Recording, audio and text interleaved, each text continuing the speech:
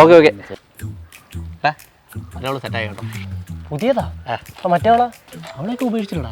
ഇയാൾ ഒരു മാസത്തെ കൂടുതൽ ഒത്തിരി വെച്ചിരിക്കാൻ പാടില്ല. നമ്മൾ യൂസ് ചെയ്യാൻ തരോ അത്രേ ഉള്ളൂ. അപ്പം നിനക്ക് എങ്ങനെ സാധിക്കുന്നതാ തുണി മാറുന്നതൊക്കെ ഓരോ ലൈനെ മാറ്റിയും തിരിച്ചും ഇങ്ങനെ മാറ്റിക്കൊണ്ടിരിക്കാൻ? അതൊക്കെ അവൻ്റെ കഴിവാടാ.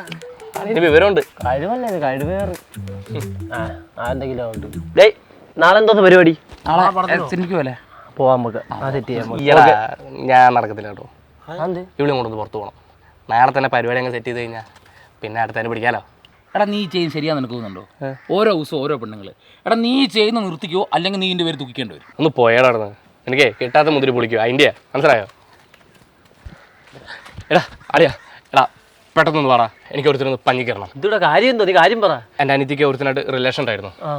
ഇപ്പം അവൻ അവളെ യൂസ് ചെയ്ത് വെച്ചും ഇപ്പം വേണ്ടാന്ന് പറയാ. ഒന്ന് പെട്ടെന്ന് പാടാ. ചോദിക്കാം. ആരും വരുന്നില്ല. എന്താണ് അതെന്നാന്നോ? എടാ ഈ നാട്ടിലെ പല പെണ്ണുങ്ങളെ നീ കൊണ്ട് യൂസ് ചെയ്ത് സ്വന്തം വീട്ടിൽ വന്നപ്പോൾ നിനക്ക് പൊള്ളിയല്ലേ? പിന്നെ നീ ഇന്നാളെ എന്നോടൊരു ചോദ്യം ചോദിച്ചായിരുന്നു, കിട്ടാത്ത മുന്തിരി പുളിക്കുമോന്ന്. അത് പുളിക്കോ ഇല്ലയോ എന്ന് എനിക്കറിയത്തില്ല. പക്ഷെ ഇപ്പം നിനക്ക് കിട്ടിയ മുന്തിരി കഴിക്കും എന്നുള്ള കാര്യം എനിക്കിപ്പോൾ മനസ്സിലായി. എടാ പ്ലീസ് ഒന്ന് പാടാ. നീ എൻ്റെ കാല് പിടിക്കൊന്നും വേണ്ട. നിൻ്റെ പെങ്ങളെന്ന് പറഞ്ഞാൽ എൻ്റെയും കൂടെ പെങ്ങൾ തന്നെയാണ്. പിന്നെ ഞാൻ നിന്നോട് ഇത് പറഞ്ഞത് നീ ഇത് തെറ്റെന്താണെന്നുള്ളത് നീ മനസ്സിലാക്കണമല്ലോ. പിന്നെ നിൻ്റെ വീട്ടിൽ കയറി പണിത് ആരാണെങ്കിലും അവനിട്ട് പണിയാനുള്ള കാര്യം എനിക്കറിയാം. പാടാ.